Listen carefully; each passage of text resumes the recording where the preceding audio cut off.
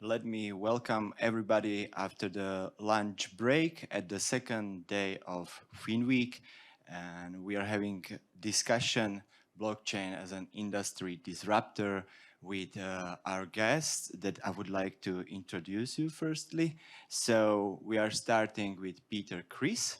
Hello, Peter. He is from Mangata Finance. Uh, then there's Branislav Majerník. Oh, I'm sorry, you are sitting in the wrong seats, guys, I told you. Okay, Branislav, welcome. So you are solution architect and data science technology consultant at Oracle. Nice that you are here. Then there is Robert Schwertner. Hi, nice to meet you. So Robert is CEO and founder of Innomagic. The other guy sitting here is David Stancel. So he is CTO at FUMBI and co-founder of Blockchain Slovakia. We have Jakub Jedlinski here on my right. He's CTO and co-founder of Outlift. And there should be another guest, which is present on the video. It's Jiří Kobelka. Jiří is the CEO and co-founder of Tatum. Welcome, guys. And before we start, I would like also to thank to our partners of this conference. So the whole Finweek is under the auspices of Embassy of Israel in Slovakia.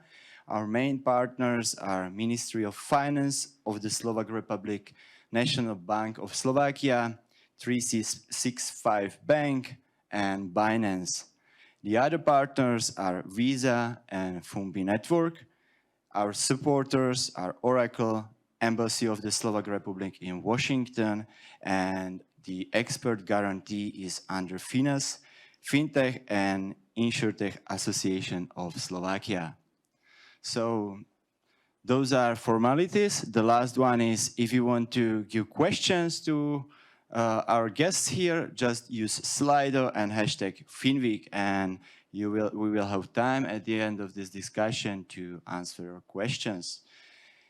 So first, I don't know if you all know these guys, so we will just make one little bit interesting thing. Do you know what's elevator pitch, guys, here? How you know? You probably know, but there are many people who don't know, so we will just do small elevator pitch of you guys.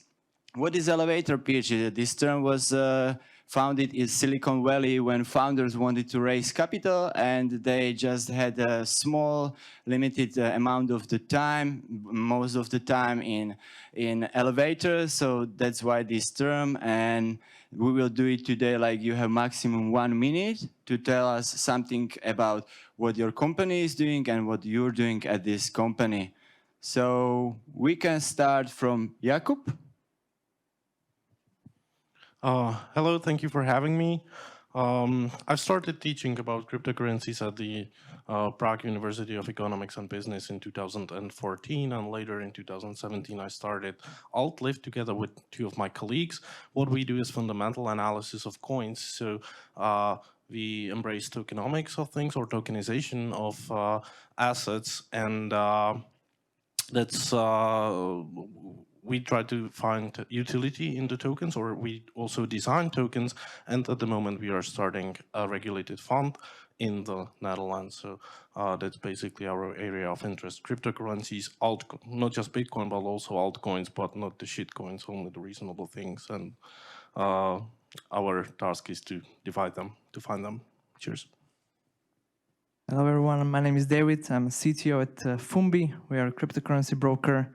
And in my free time, I teach at university a course on cryptocurrencies as well.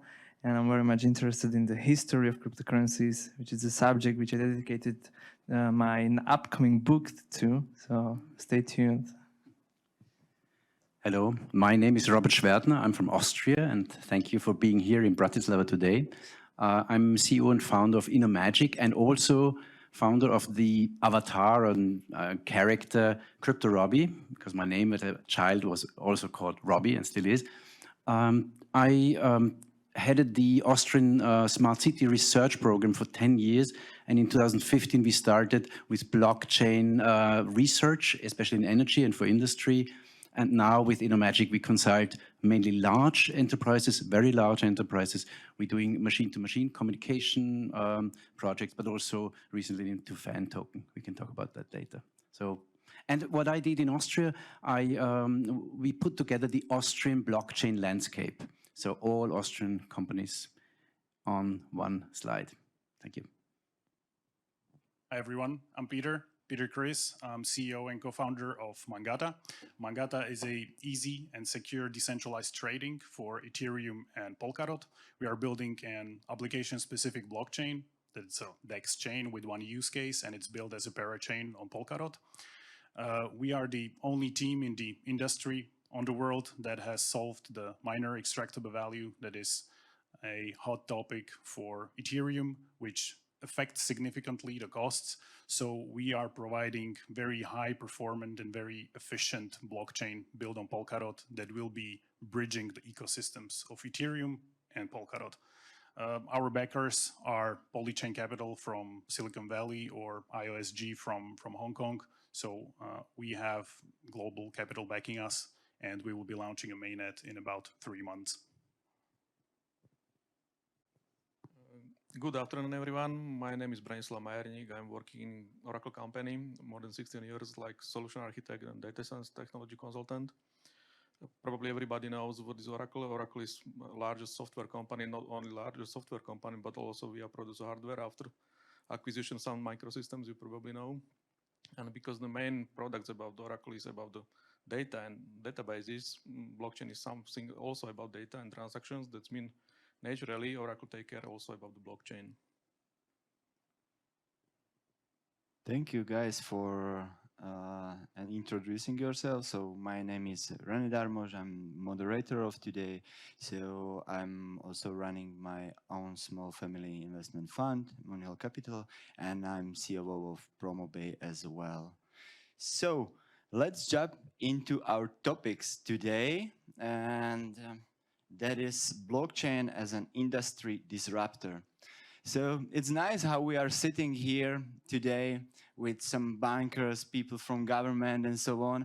And like 5 years ago or so on, you remember those days when we were considered as like drug dealers or so on, you know, like Bitcoin was considered for only bad reason, nothing was good. And today we are sitting here and talking to bankers about what's going on and how the industry is changing. And bankers are actually trying to go fast and like to catch this, what they didn't believe. And that's also what we want to talk about today. You are from the industry, and we want to know your opinion, like how you feel it about today. Because some people are still questioning if this is just another boom that is happening nowadays. Like, you know, it was in 2017. Nowadays, again, price is high. And is that another boom? Or is it really like the blockchain solution for everything? Or if not for everything, what do you consider like what is that solution for? So each of you is doing something different. Oracle is well known. Everybody knows Oracle. So what are you using blockchain for nowadays? First, we have to distinguish between the blockchain. People, when talking about blockchain, usually think about the cryptocurrencies, the bitcoins, but this is completely different things. Because we have to distinguish between private and public blockchain. Public blockchain was the origin with Satoshi Nakamoto paper, as everybody knows, and works differently because contains some crypto economy, and this is very important to think about this. What guys start to thinking about if the blockchain, like the, let's say linked list application, can be used also for different things, not only transaction on the monetary systems or peer-to-peer network, but if we can use it with different type of industries like the supply chain or different things. And afterwards, some consortium, which is covered with Hyperledger project, open source Hyperledger project, developed so-called private blockchain. It's a little bit on different principles, but contains similar things like the public.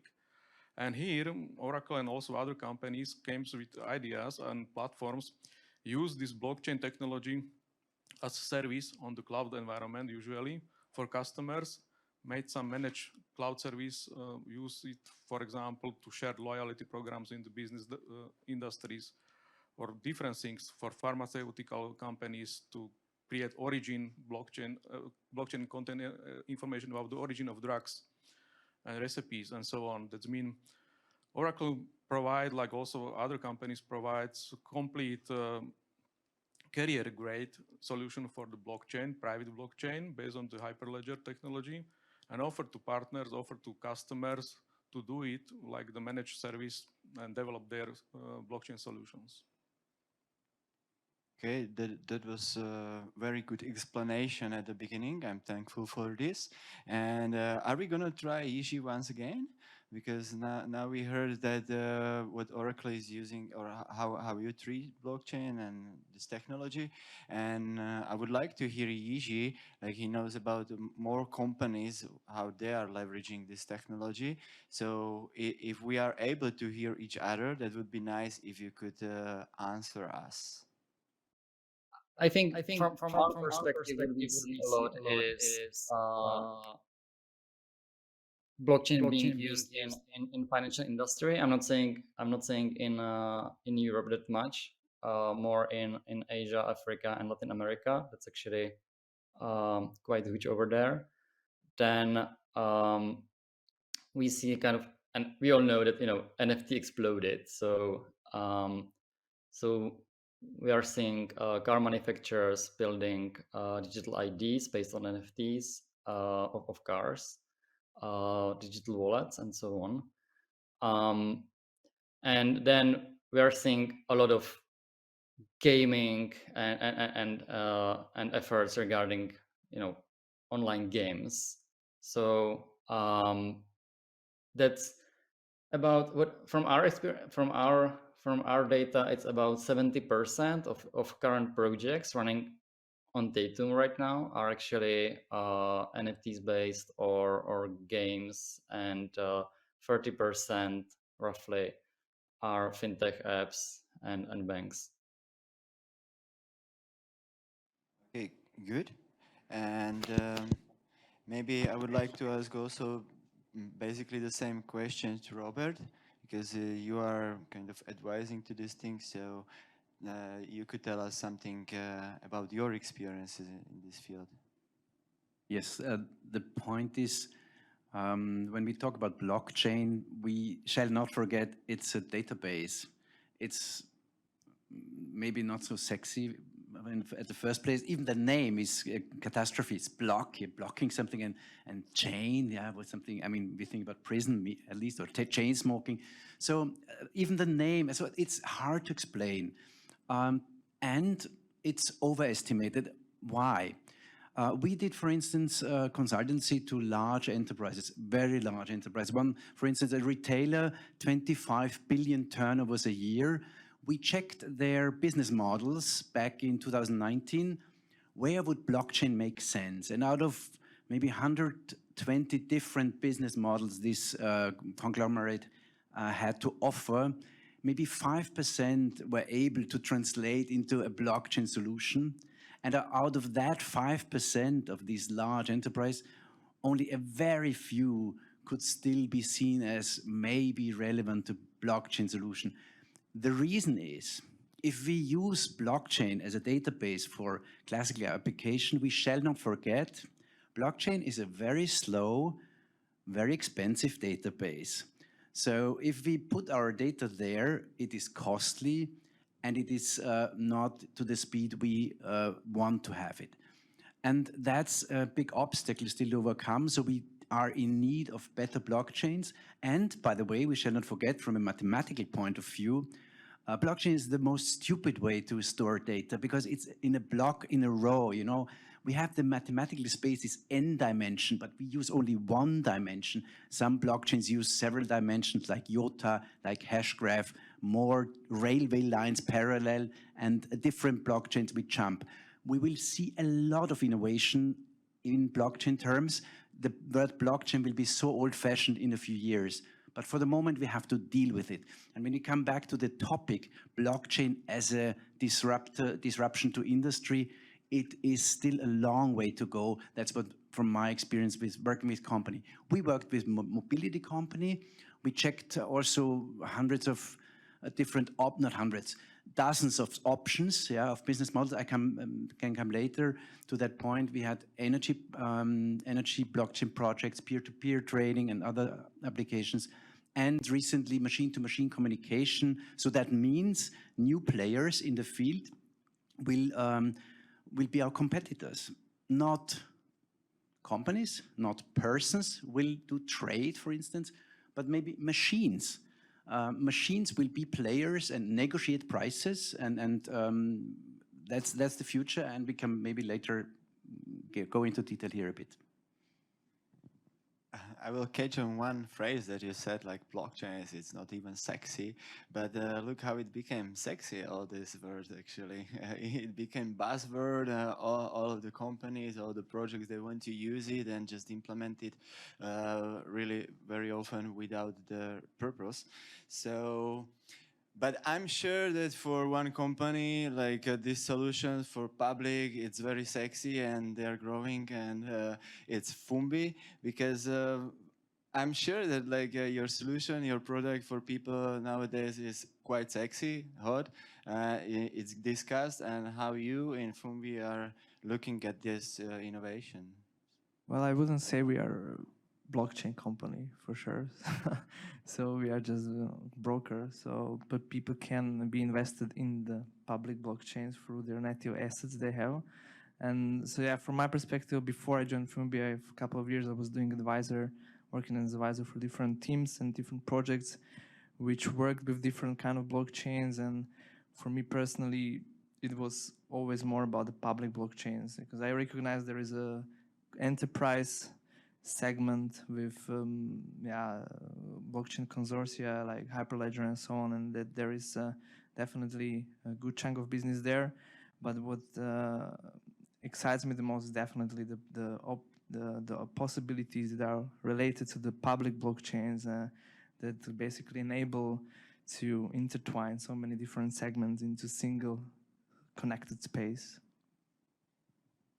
We already more times it was mentioned here, like public blockchains, private blockchains, and I see it as like for people, for regular people, those can, yeah, first motivator, just be honest, it's like we want to earn money, and then people just invest a little bit amount, and they are trying to find out more and more, and not only about the price issues and so on. They find out, they study things about economy and then ideologies and things those are behind, and there are so many things.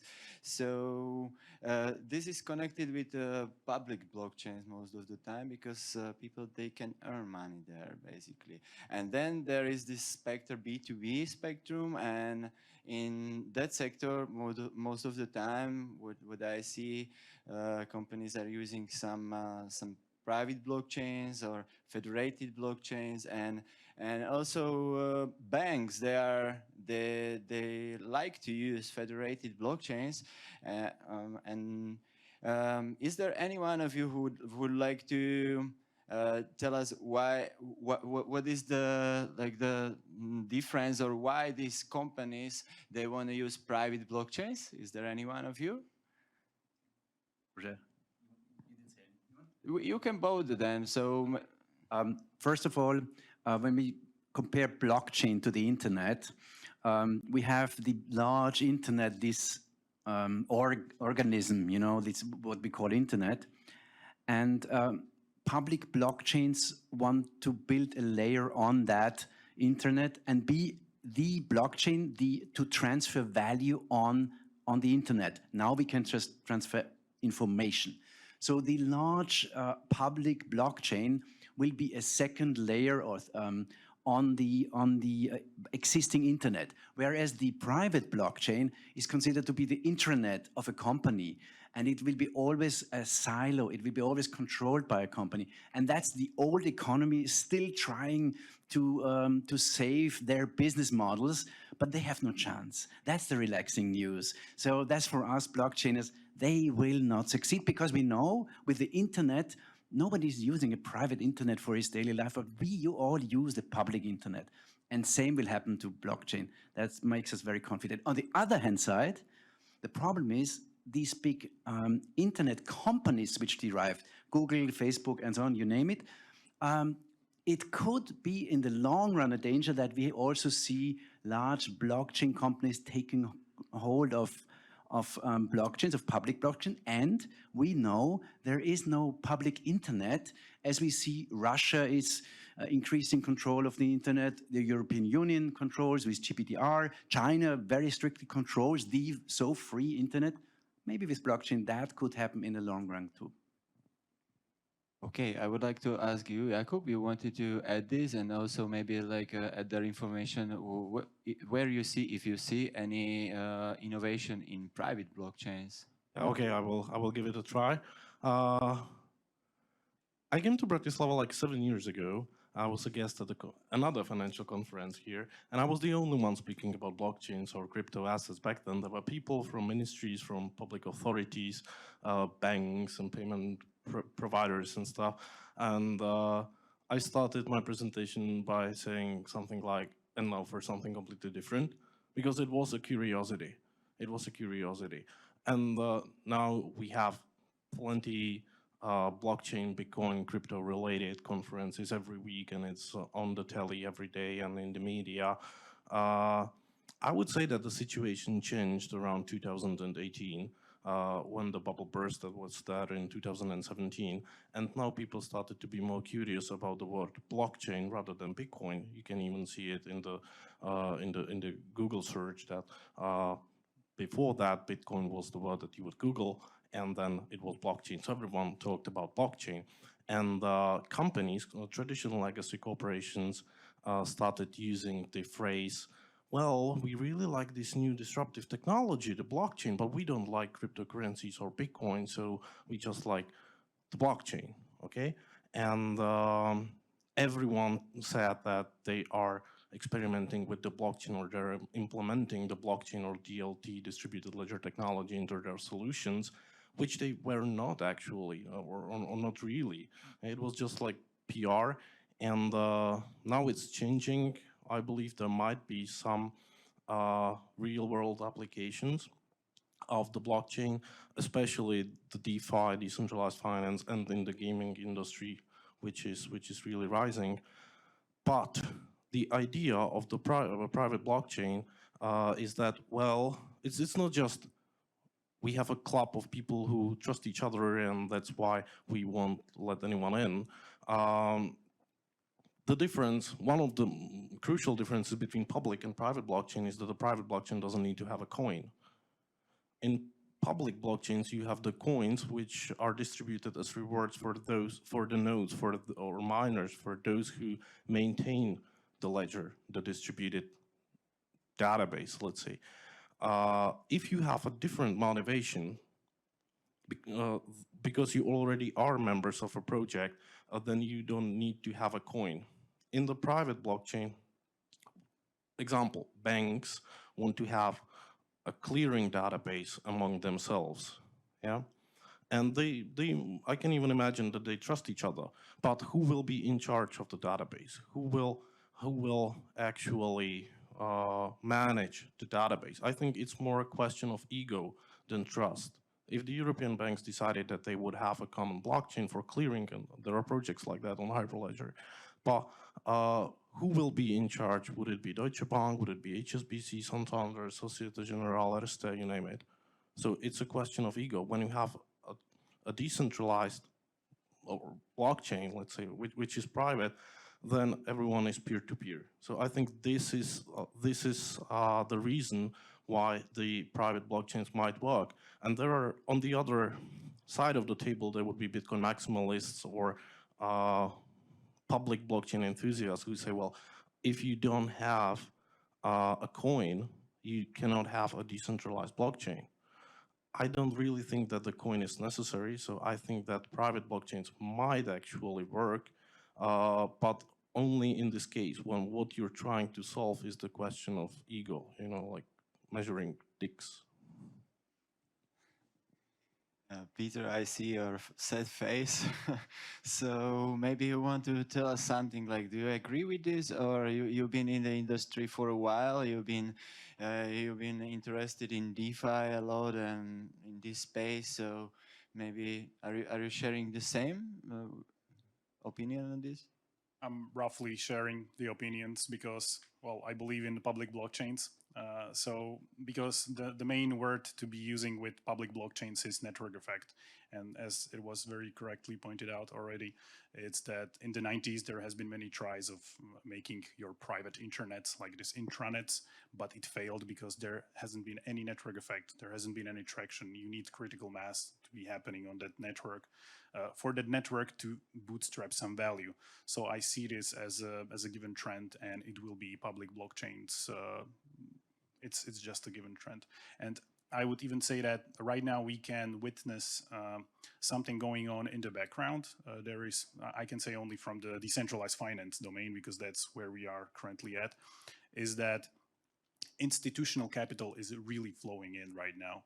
I can see a lot of family funds, which is somewhat like more traditional capital, and they are providing liquidity into Compound. They're providing liquidity into Uniswap or SushiSwap, and that is like a really connection of the old world and new world.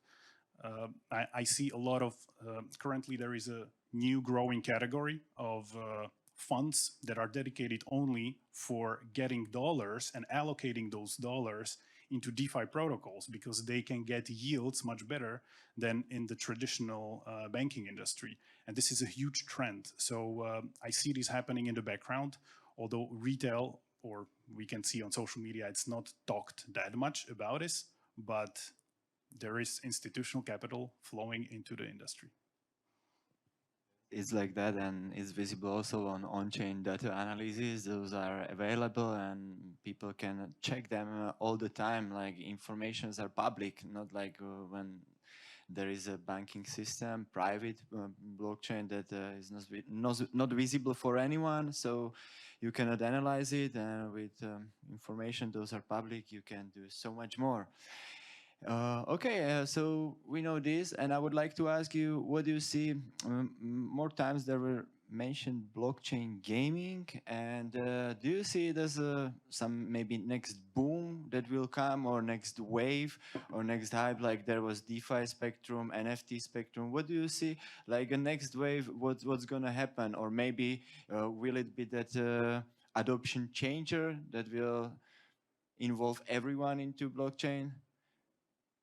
Like we can start, David, you are a visionary here. You can tell us something. Share your vision. Okay, maybe I will start with a very fresh information that I read today. When I read that Gemini and brother Winklevoss, they invested into one of the blockchain VR world called Somnium Space in this case.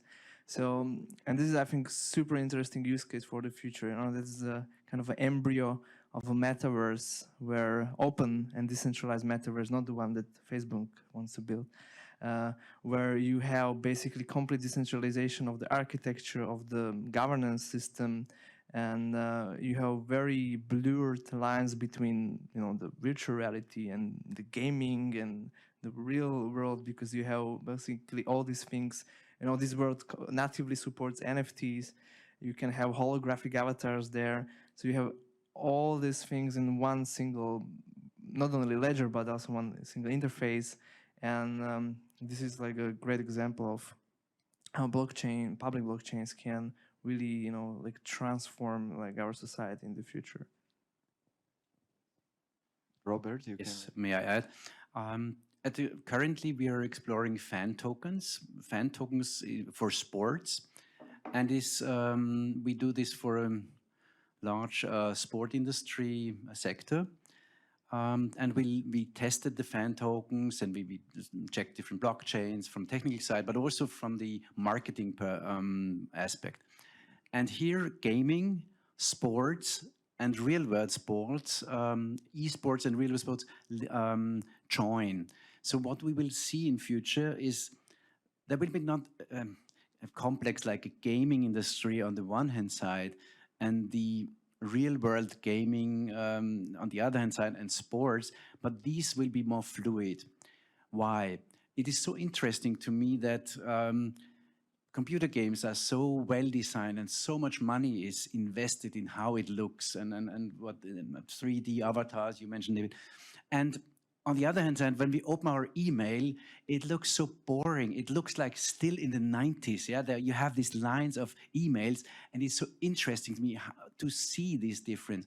And what we will have in future, this will be more fluid. We will have also maybe 3D working spaces, because still the VR glasses, they are the HoloLens and others, they are not very practical. One gets seasick very easy.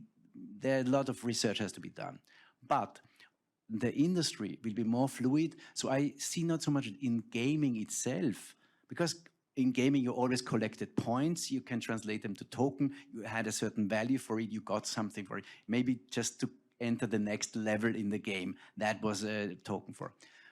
But we will have maybe a new approach where with all people in home offices, listening also, by the way, maybe here, they will have more beautiful workplaces in the screens, not these boring old-fashioned ones.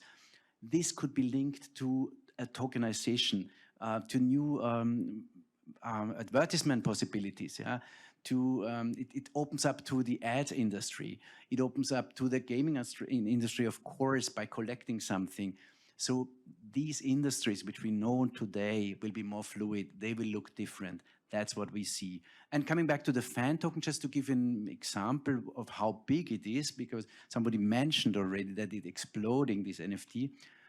The fan token in sports for soccer, football, has a higher daily turnover than the German German stock exchange.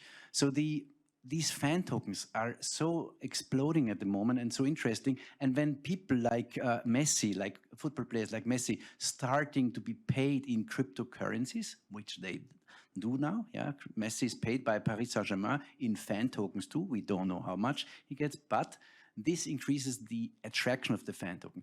Although I must say the fan token is still very boring from a technical point of view. So for Oracle to program this, to code this would take a few maybe weeks or months to have it finally, because it's all there, we can use it. The question is, how do we use it?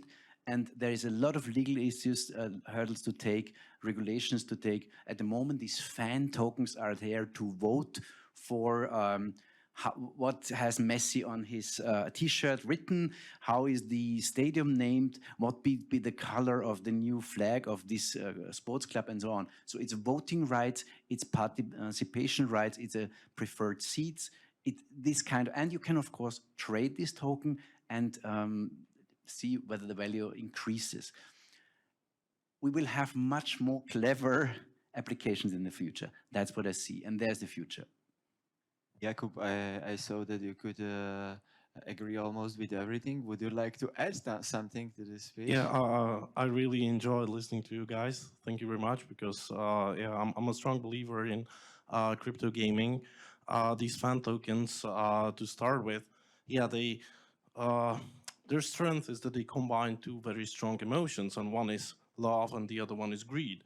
Because normally I would pay to buy a scarf of my favorite soccer team, like I have a scarf at Rapid Wien, and I pay for it and I do their advertisement for them. But when I buy the token, I can sell it for a higher price. So when I'm spreading the word about this is the best team in the world, the price actually goes up. Yeah, it connects to strong emotions. That's a great thing.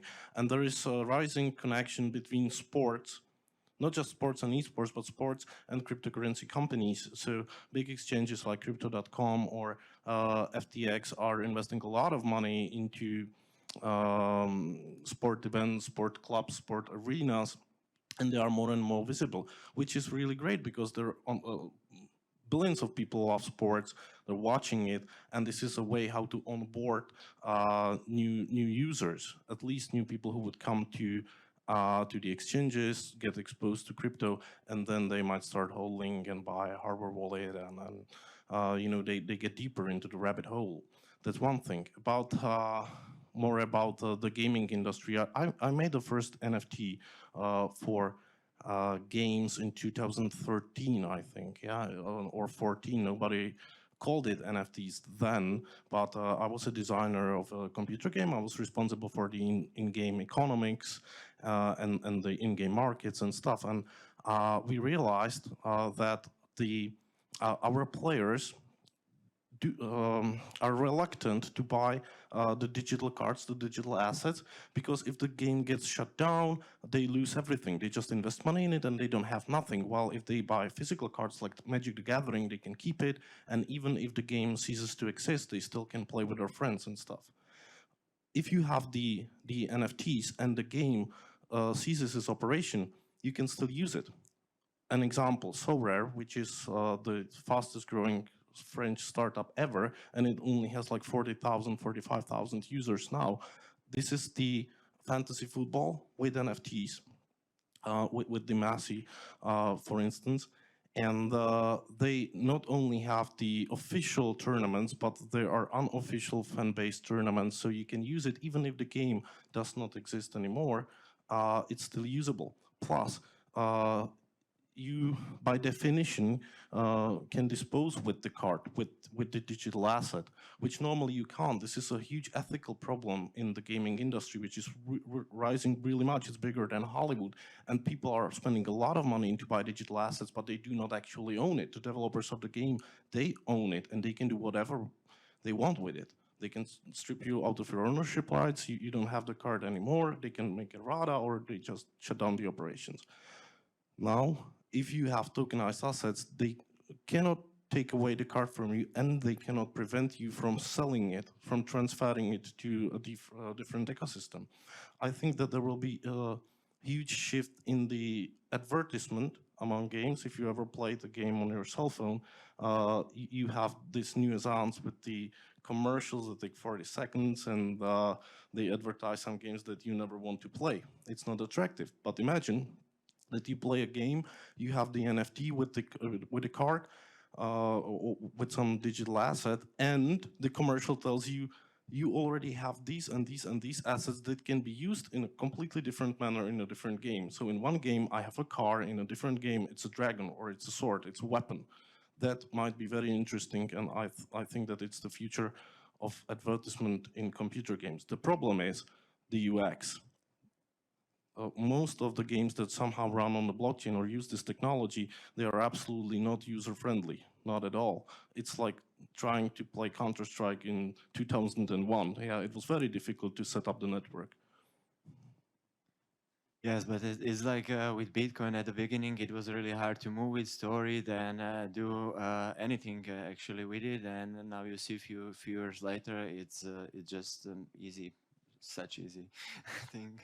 And okay, Peter, I would like to ask you, because we were talking about public blockchains, innovations there that are happening, and about gaming, and basically the same question, but do you see that this trend is coming now with this blockchain gaming, or do you see like there's still some pretty much space for different project like infrastructure project, or what do you see it from your perspective? Blockchain is changing really fast, so I would say there is a lot of opportunity even for infrastructure projects, but as well for gaming projects. Unfortunately, I'm working mostly in a DeFi, but from what I can tell from all the years, there has been always some attempts to start something more fun and start something more gamey on the blockchain. It started with like colored coins on Bitcoin, and that was like 2014. That's like the predecessor of NFTs, I would say.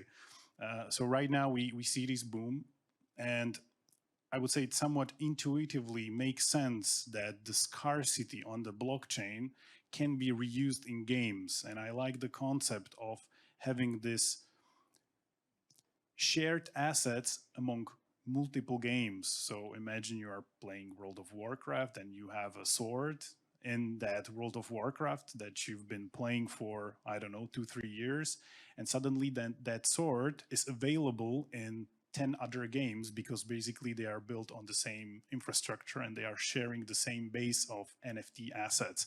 And this will just further help the network effect of the blockchain, because basically everything is public, everything is open access, and everyone can start developing your own games and your own business model on an existing economic value that is open access. So I think that's just another vertical that is absolutely given that will happen. Okay, now we move to Branislav, and I would like to ask you, because you are mostly like private blockchain oriented, and we heard about such crazy innovations here. Maybe our listeners and viewers, they don't know about games like Axie Infinity and all the Filipinos. Those are earning money for just playing games, and those kind of crazy things like innovations, crazy innovations. Is it possible to bring such an innovation with private blockchains, or where would you maybe see such opportunity in private blockchains and innovation space? Yeah, we have to first start thinking why do people start develop the private blockchain. And this was because public blockchain have some limitation on technical level, especially for transaction throughput, because you need the miners which keep alive this public blockchain. It's a great idea, it's perfect, but for special reasons, when you need a lot of transactions, and big transaction throughput, it's not possible to do it with public blockchain. And this model of proof of work concept, because this costs energy, and you probably know to keep run all this public blockchain with the cryptocurrencies like Bitcoin or Litecoin or Monero or anything, you need a lot of power, plant power. That means many miners are now sitting in the China because not they have cheap energy probably, or more cheaper than in Europe. And this is the problem, how to keep running such a huge environment and peer-to-peer network in the specific enterprises when you don't need such, for example, peer-to-peer network, but you need such big transaction throughput because you have a lot of transactions, for example, like the Visa cards have or different enterprises have. And this is the reason why the people start to design the private blockchain, and they found, of course, some business cases for this. As I already said, supply chains or B2B model or some B2C models is suitable for this private blockchain. And private blockchain, especially this Hyperledger consortium, offer direct solution for them. And we have several very successful references about this, for example, from our partners, for example, for specific companies and retails which using the private blockchain for their loyalty programs or different things like this.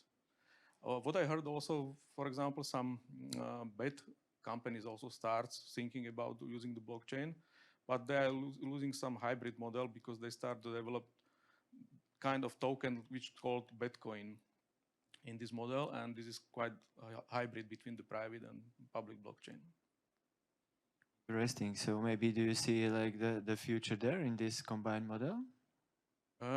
Probably yes, because as I said, public blockchain have some limitation. This is not bug of public blockchain. This is the feature how was designed. But for specific needs or requirements from industries or enterprises, we need different approach, and this is the place for the private blockchains.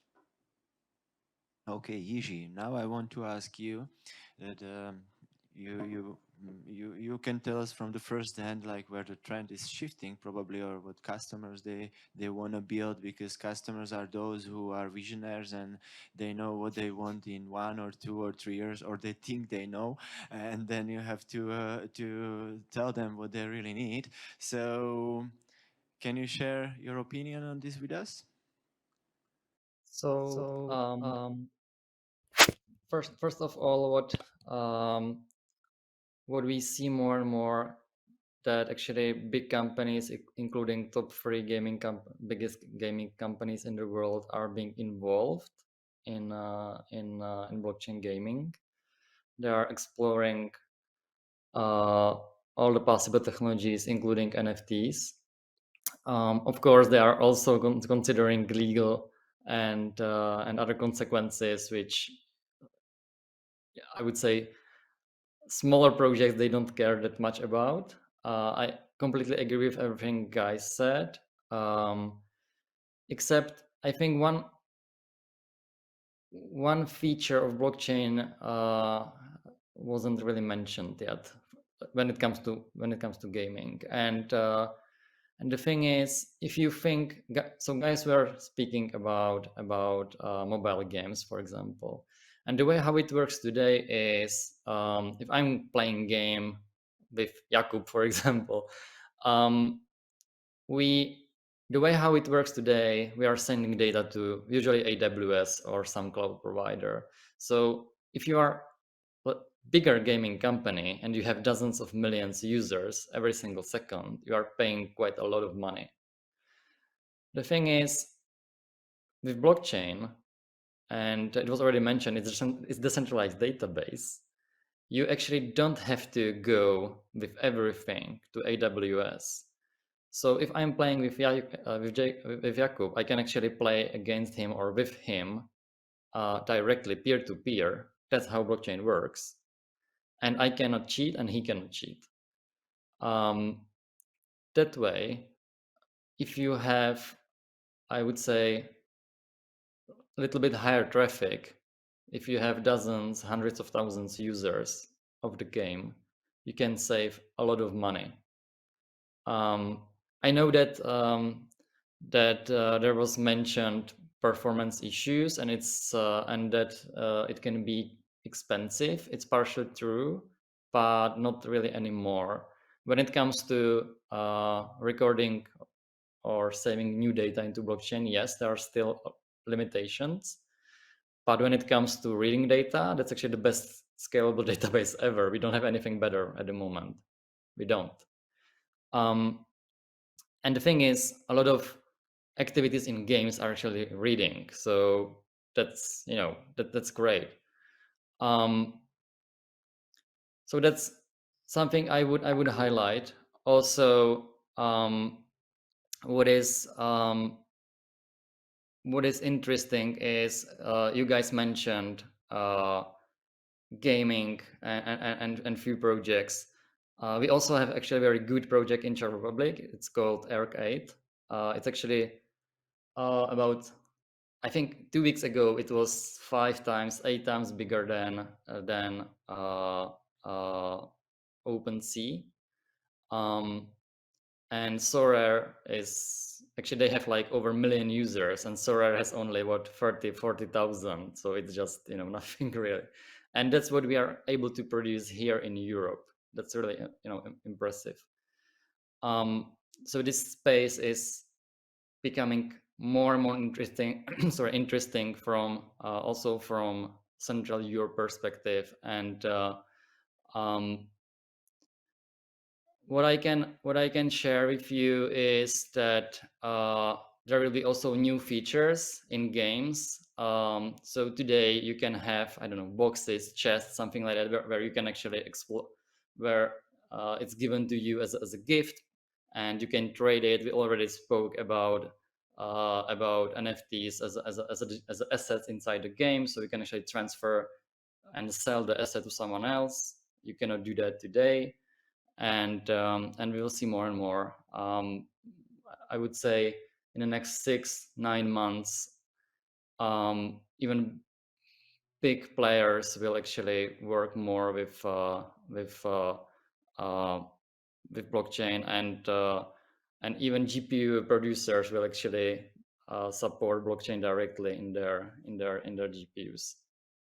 Now we talked about the upcoming trends of blockchain gaming, and maybe I would like to ask you about those trends after this. Do you see like, NFT space is big, but quite unknown for now, only JPEGs, videos. Will it be like the cultural revolution, or brands like Nike, Adidas, and other brands, they will embrace it, they will create NFTs, and or how you see this evolving like this? We are entering definitely in the stage of mass adoption, and how you see it that it will evolve? Can you start, please, Jakub? Yeah, I can start. What you said, it's already happening, like McDonald's selling the NFT of the new burger, and yeah, for marketing purposes, NFTs make sense. The Lobkowitz family raised some money for restoration of one of their, or some of their castles, chateaus. Why not? That's what's happening. What I can see the future in is to sell actual things using using the NFTs. That's what we're trying to do, an experiment, selling trees, like actual trees. You can buy a tree, and the NFT contains the purchase agreement. So normally people are ridiculing NFTs because you're buying JPEGs, and what you've got is just a bill, so that you can brag that, well, yeah, look how much I paid to buy a JPEG. But what if you can buy an actual thing using the NFT technology, and you already have the market spaces, which like the OpenSea or whatever. I think this is rather the future, but it must be explored how much it will work legally. That's why it's an experiment, and a lot of people address us and they ask us, we want to tokenize real estate. Yeah, that's like the most common thing that you ever heard. We want to tokenize real estate, fundraise money using ERC20 tokens, or have an NFT of a house or something.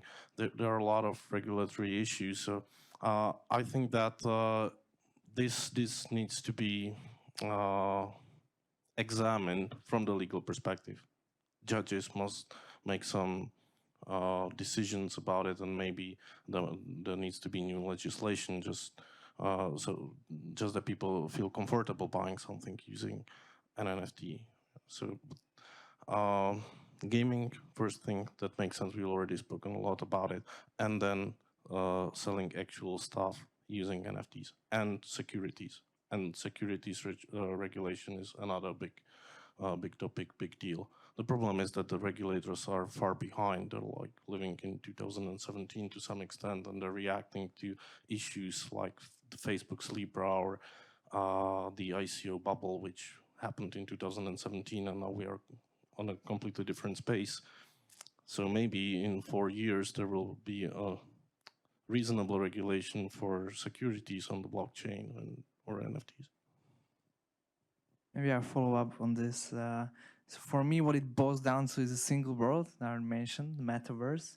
And so we talked about, like we have DeFi and projects like Peter's and gaming stuff, but that all alone is like still kind of boring. So for me, it will be interesting when all this will be, in one intersection of all of these things. So when you will build up yourself level 60 Palpatine in Warcraft, and you will have it as an NFT, and you get loan, where this will serve as a collateral, and you use the loan to buy virtual property that is stored on the blockchain, and you will do there whatever you want, and just next to you will be like basically e-shop in a virtual reality, and you will coexist in the same universe.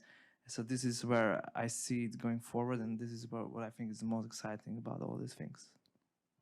Just 2 sentences. Yeah, that's exactly what we want to do. To have our office, an exact copy of our office in the metaverse, like Somnium Space, so that people can come to us physically, or rather than just talking to the screen, they would come to us in the metaverse, and it would be exactly the same office, which is, yeah, the way of the future. I really love this idea. Thank you very much. Yeah, I got some properties there, so I'm happy to rent. I take up the property ball, the real estate. As I worked so long in the real estate research area, I was also in the jury of the real estate blockchain competition in 2019 in Zug, in Crypto Valley, Switzerland. We had those days 150 applications from different teams worldwide for real estate blockchain projects. Most of them were boring, as Jakub said, because what they did is they minted a coin, they got some money, they bought with the euro or the Swiss franc the real estate, and then the object, and then the value rises, the token value rises.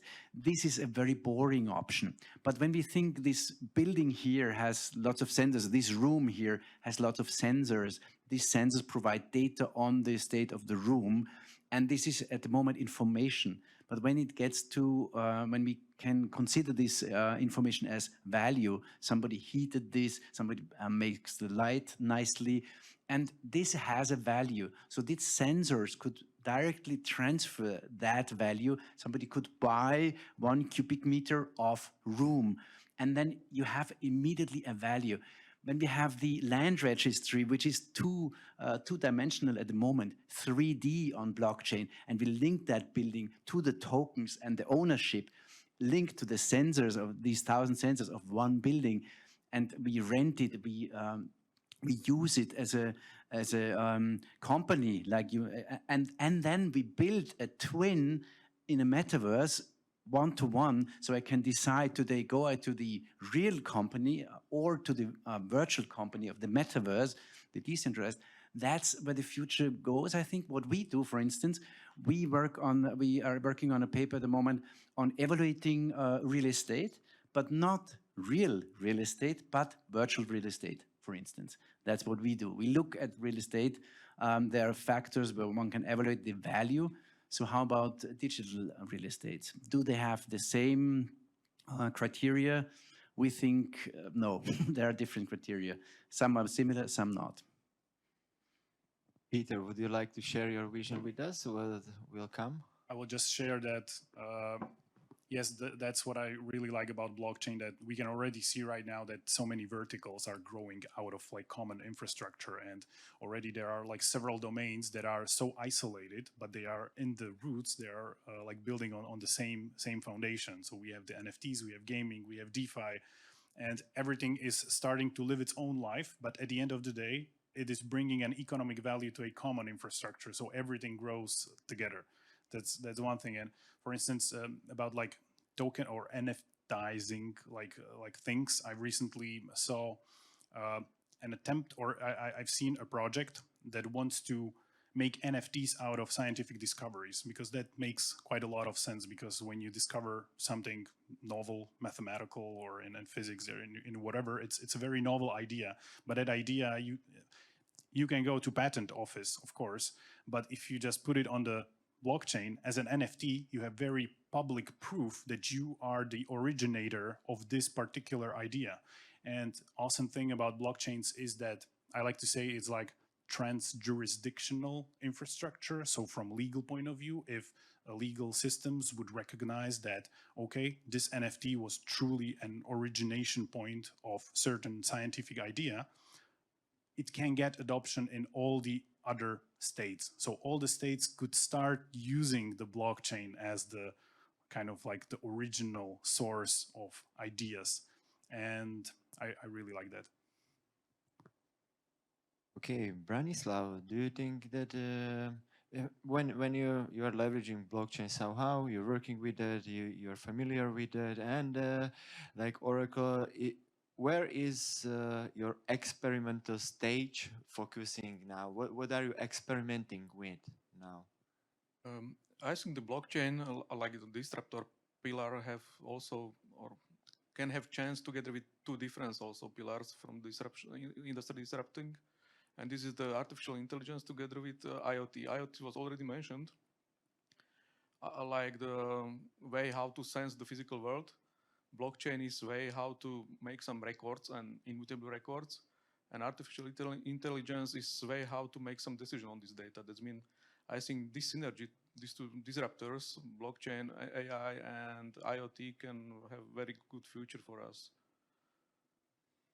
Now kind of a little bit funny questions. Like, as I mentioned, like 5 years ago, you were drug dealers, and yeah, not like real one, but you know, of course you were not. You were businessmen in Oracle. But guys here, they were like in eyes of their friends, they were drug dealers and I don't know what, working on dark markets. And now you turned into kind of rockets, stars and celebrities a little bit. So how do you feel nowadays when this is just this big switch of opinion from people? How do you feel it on your life or in your work? Robert, I see you want to start. When I was working, I worked till mid-2017 for the Austrian government for this smart city research program, governmental funding program. But I started early in 2014-15 to explore blockchain, and I created this brand, Crypto Robbie, to be anonymous because, you know, I wanted to do my private thing to learn about it, but they should not know about it because exactly it was the case when you dealt with blockchain and Bitcoins. You were half in the prison somehow in the minds of people. It improved.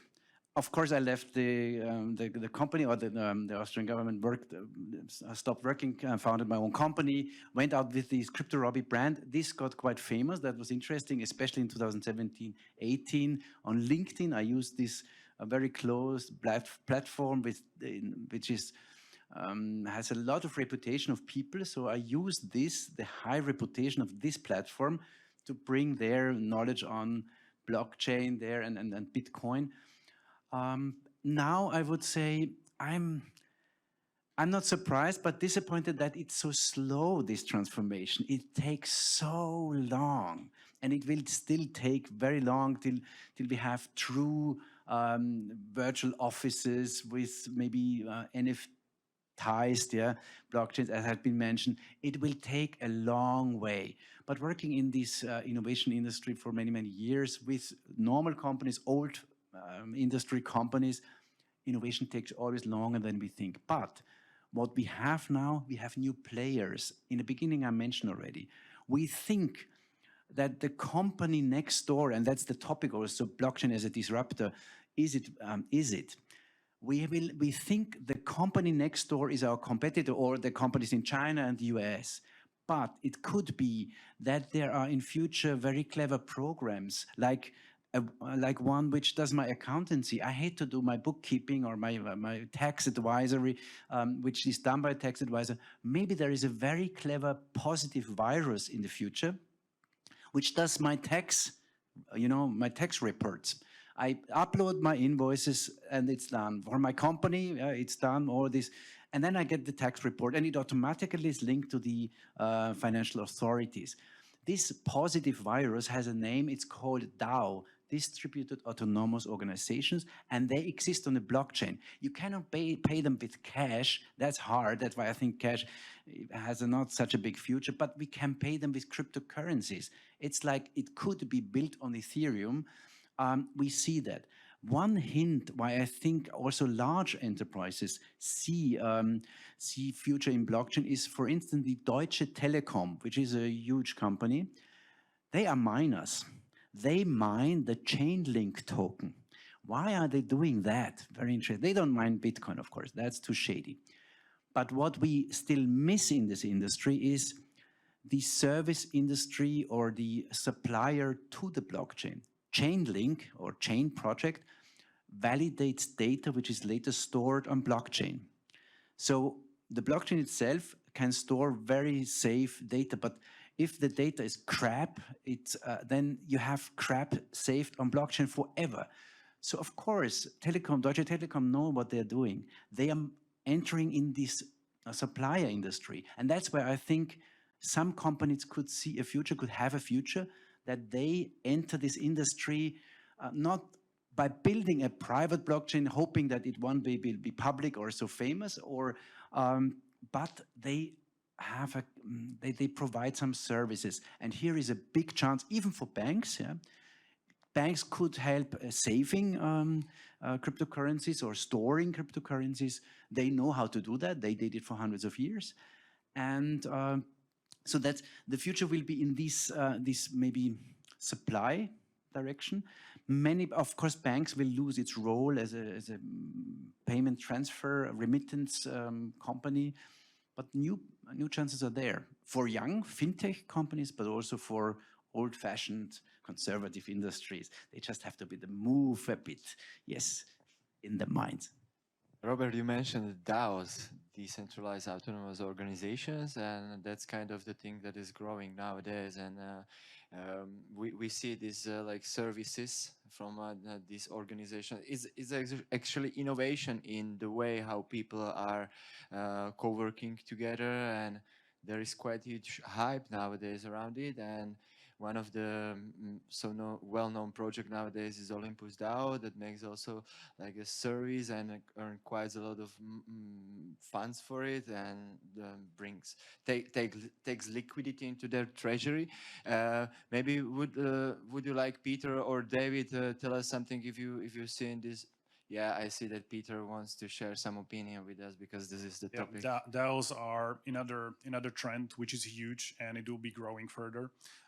Basically, DAOs are trying to replace the traditional corporate structure like LLCs or maybe corporations.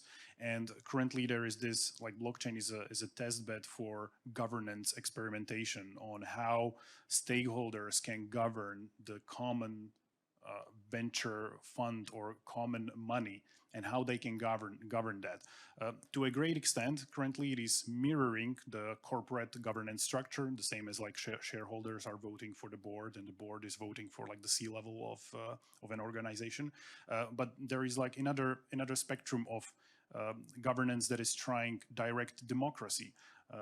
There are another projects that are trying to have like this delegated democracy. I've seen already some like this novel democratic processes structures to be tested on the big amounts of capital. And when you imagine trying this in a legacy world or in a traditional world, it's very hard to be trying those experiments because everything is very rigid, very defined, and there is just no space for innovation. Yeah, like when we're talking about no space for innovation, one huge topic can be like regulation can very easily kill the innovation or just move the innovation to some other place.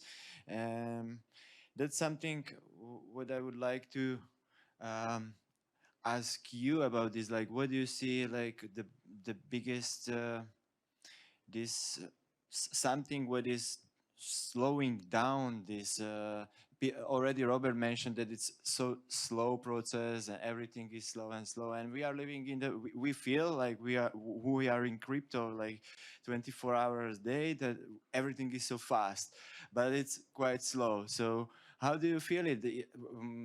Maybe David, you can answer us this. Is there what is the main thing which slows everything down? Can that be regulation, or what do you consider like the main thing? Well, no.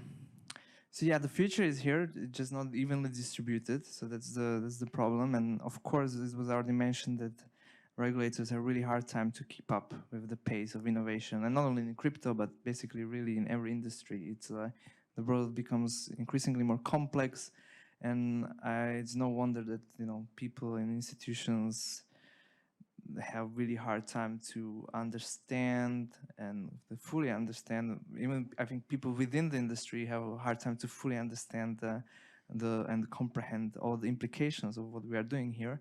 And so not to mention, of course, people who are some authorities who just are more kind of outsiders for this, and they need to understand it, judge it, and craft some guidelines for it.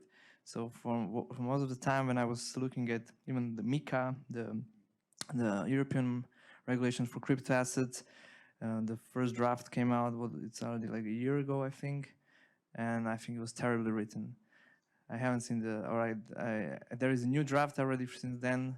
I don't know how much better it is, but I think it will be the same kind of problems that the people who craft it don't fully understand it and they don't have practical experience it. And it's definitely one of the things and obstacles in adoption of all these technologies that the current legal landscape still kind of operates in the legacy world and not in the one that is already here. Peter, you would like to add him? So I would like to just add one more thing because I'm following the US market, US scene. How is it developing? And right now there is a very big talk about that upcoming regulation is exactly not very suitable for crypto assets, for blockchains. And there are growing voices coming from either Coinbase or Andreessen Horowitz, or I recently read several like posts about that US government should make a dedicated body as a regulator just for crypto assets, because SEC, by definition, is Securities and Exchange Committee, is not enough to be knowledgeable to be regulating crypto assets. So I think I'm of this opinion that if we want to move forward and we want to bring the innovation for the masses, okay, let there be some regulation, let there be some ramifications that are limiting the risks for the people, for everyone. But it would be better if there would be a dedicated body just for that, and not like old structures trying to take novel innovation and put it into old boxes. Maybe this whole space is so interconnected globally. So do you think that maybe some, like, I know it's a utopia, but some kind of global regulation for this would be something that could work? If I may, yes, there definitely will be a cooperation between Europe and the US. I would say that USA is the most on the edge of understanding, like most on the edge, and I kind of assume that Europe is going to follow whatever happens in the US, but they should be coordinating or they will be coordinating together because it's such a open and global market.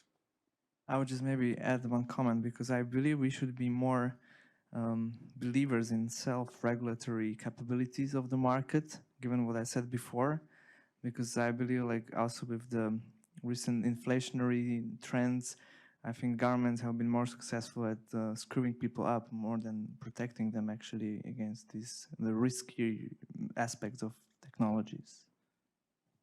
Yeah, well, I really like what you said about the liquid democracy, and now we have the time window to explore these new ways how to govern people when they actually have to have a say about it, because they can change their mind every time. Speaking about the American regulation, I always felt that the US are over-regulated, and that's why the capital moves from the United States to Europe or to the European Union, which is now like the biggest continent in terms of crypto since last year, at least according to the Chainalysis data. And I think that all the now big companies are working here from Europe, and they're avoiding American customers because they are overprotected, and it's a pain in the ass to deal with the Americans. Don't you have the same idea? Well, yes, it is true that like American projects are going away from the US because it's like kind of over-regulated, or I would say the risk of regulation is much higher than in the Europe.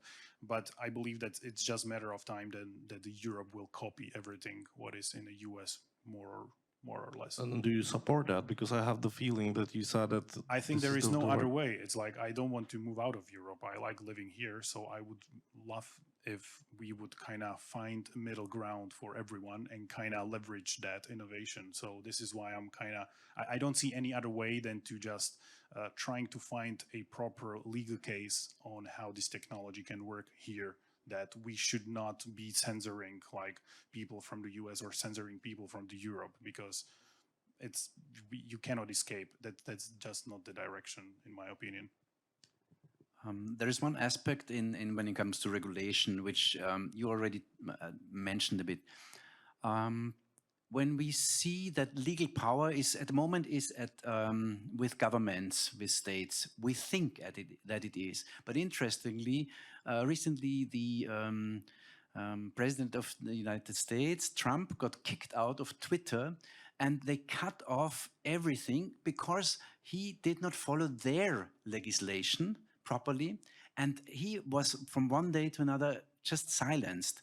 So we see there was no law involved from a government, but it was a pure decision of a private-owned company who had acted as legislator. And what we could see in the future, that we have kind of bodies in the blockchain with voting rights, with kind of mining or staking, that act as legal entity and also as the legislator, and that we have to follow certain rules. Because even now it happens, you have to follow a certain rule. For the most simple rule is you have to enter the proper key or address to transfer your cryptocurrency. If you don't do, you lose your funds. So there's immediate sanction if you do something wrong. It's very costly. Some people lost a lot of money with it, and no government was involved. No company told them, violating the rules. So I think I supported EOS, the blockchain company EOS, in building an arbitration system, because EOS has the very specific approach that their smart contracts can be changed during running, which is not the case with Ethereum and many other blockchains, because once a smart contract or these little programs on the blockchain are started, they run. So if I buy a car and then I send the money via Ethereum, cryptocurrency, this process during the transfer process cannot be stopped. EOS could that, but there could be disputes. So during the sending period, it could change somehow this smart contract to maybe repair it because it's wrecked or there's a flaw inside. And that could cause disputes. And there were a lot of disputes in the beginning of EOS in 2019-20. And so there was a legislatory board, the arbitration court, who decided, okay, we stop the miner, we block them, and we freeze this and get some evidence. So a legal system has been built already around the blockchain. We will see this more and more coming. It's not yet there, but we will have that. I get that. I think so. Okay, this was a really pretty ending of this kind of official discussion part, and we can jump into our slide of questions that we have. I believe that we brought you some information that you like, and so let's jump into this. Robert, I think private blockchain is the solution for closed trustless groups, identical to nodes, for some projects. If not, why? I'm a believer in public blockchains, of course. Like I believe in the open, free, democratic internet, which we know it doesn't exist.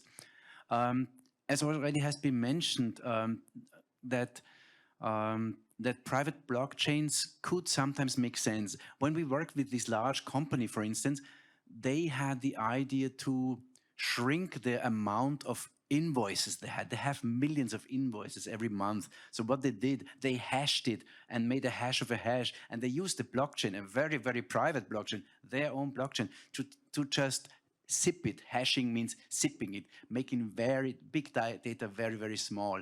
And that is another function of blockchain. It's not always transferring cryptocurrencies. You don't need a coin. You just use a Ethereum or other blockchain and shrink that data. So there it could make sense that a very private blockchain is used, or consortia could use it, or governments dealing with each other could use it. We had a mobility case with one company where different road infrastructure, road tolling companies are cooperating in Europe, but at the moment every country is doing their own business. So they thought about how to connect this road tolling that you don't have to buy. For me driving here to Slovakia, to Bratislava today, I had to pay 10 euro, and in Austria I needed another vignette and so on.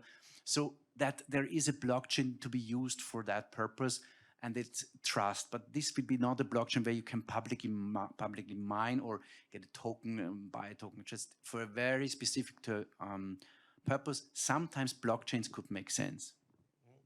Yeah, well, actually, you don't need to have a private blockchain to store the hashes, because the hashes don't tell you anything about the input. So you can just, you don't have to have a decentralized or very decentralized system with a lot of nodes to keep the data. You can just have the data at 3 nodes or something offline, and the blockchain only contains the proof that the data was not tangled with or played with. So you can use any blockchain for it, even the Bitcoin's blockchain, which is not very suitable for that, but you can even use the Bitcoin blockchain to store a hash. So. The second question would be, what do you think will be the biggest obstacle in the adoption of blockchain games? Is there anyone who wants to specifically answer this question? Okay, Jakub. The first transaction, which is costly. The games like Axie Infinity, they use their own layer 2 solutions, and then the transactions are very cheap. I used to play Gods Unchained, and it didn't make any sense because you would have to pay Ethereum fees, which are like hundreds of dollars to make a transaction to sell a digital asset which costs $2. So it's great. Yeah, I bought it for $2. I'm selling it for 15, and I paid 300 for the fees. Doesn't make sense. So they also created their own layer 2 with 0 or close to 0 fees. The problem is to make the first transaction and the last transaction, to put the money into the layer 2 and to withdraw it. So I think that now it's very important to bridge these layer 2s and interconnect them, and it's happening. It's happening. But the entrance fee is very high. Exactly as you said, it's happening, and I will just give one tip for one game. It's Star Atlas. Maybe you know, guys, definitely. So for our viewers, okay, let's jump into other questions. NFTs are excellent value holder for fun game. PLRS. I don't know what that means. Token MP4 or last NBA point makes sense, but price of NFT picture of new bag design to be dearer than real bag? I'm not sure if I understand correctly the question, but the question should be, but price of NFT picture of new bag design to be dearer, probably cheaper than the real bag, or maybe the question should be like, how you imagine it when there's some real asset and some NFT connected with this, what you mentioned, Jakub. So if you want to answer this. When we talk, I will give an example with NFT. The Austrian Österreichische Post, Austrian Mailing Service Company, they introduced in early 2020 the first crypto stamp, you know, for letters, for physical letters on blockchain. Crypto stamp, one can still buy. First, first interesting that they used a very old-fashioned, you know, stamp collecting. Stamps is hundreds of years old, linking together with Ethereum, with a blockchain of 21st century. So they used NFT and they used Ethereum for that blockchain, but it was so costly. We supported them in marketing, but we got a shitstorm that the transaction is so costly. The last edition of these cryptocurrencies have been published last week on 21st of October. And I went to the mail shop. I went to the shop to buy this crypto stamp because it was also a paper version of it. And the teller told me, sorry, we can only give two per person, 2 crypto stamps, because there is such a run on these. So what we see there is a run on these NFTs. Sometimes the transaction cost, as Jakub mentioned already, is sometimes very high, but there are other options. They use now XDAI, for instance, another coin with low fees. When it comes to pictures, and if I also recently tokenized for an artist some put it in on Ethereum blockchain, it cost me $50 per picture to do that. It's expensive when the picture is low value, but if the value of a picture is more than 100,000 euro, nobody cares whether it's 50 or 100 euro or dollar. What is interesting with whole NFTization is, in the past or still present, we are used to have status symbols in the way of physical objects. Our shoes, our car, how we dress up, it's all physical. As the world turns more digital, also digital status symbols gain traction, gain more importance. And that's why the NFT boom is explained, to my opinion. That's why we have the digital asset is more important than the physical object. We have it, and that was the question about whether NFTs are more, the physical part of it is important or the digital part. I think more and more the digital part is important, and we have even objects where the painting is destroyed and only exists later on the blockchain, the digital part. And we will see here a lot of innovation, of course, and for very expensive paintings, the collectors always want the expensive blockchain. They would never use whatever different blockchain for NFT, but Ethereum, they go for Ethereum, and they don't care about the transaction cost. Okay, we got the last 3 minutes and there are 3 questions, so we have to be really quick if we want to answer them. So first one is, do you see any way or possibilities to use blockchain technology in government? I could just answer it that it could be, but it's utopia because everything, if it's public blockchain, is visible and we know how our politicians behave, so it's just utopia. Oh, okay, you want to add something, Peter? Just quick, I want to please. add, because I've seen already DAOs that are kind of like activist DAOs. So they want to fund political causes through organizing a capital on the public blockchain. And that can turn into somewhat like a funding for a political party, right? And it is used on public blockchain on Ethereum. Or the second thing, which are trying like local communities. Imagine you are living in some neighborhood and you have a kind of like a common budget, which is public by definition. And people from that neighborhood are managing that DAO budget, I don't know, for taking care of the crosswalks or for the grass and greenery around your neighborhood. I would just maybe add that there is also a European blockchain service infrastructure being launched at these days, nowadays, basically. So European countries will use basically blockchain for some of the use cases within public administration. I think people can see what is suitable for the government is smart contracts, and smart contracts are part of the blockchain's infrastructure, and smart contracts can be helpful in specific government processes when you, for example, want to some issue about how to build your house or get some issue about your car or something like this. That means this can be, let's say, platform, the smart contracts and blockchain platform also for e-governments or government. Okay, nice. The world is turning digital, and maybe there will be virtual states, virtual governments with governance models inspired by what we are playing with now in crypto, possibly. Exactly. Then we have 2 questions, but no time for this. So again, can it be said that blockchain is not a bubble, but a tool of trust? Yes. Okay, that was pretty quick, and we can answer also the last question, but just in a pretty quick way. How do you rate Slovak institutions and blockchain? Is something going on from point of view in Slovakia or the Czech Republic? So just maybe like a quick comparison. Guys, do you feel it's better in Czech Republic or in Slovak Republic?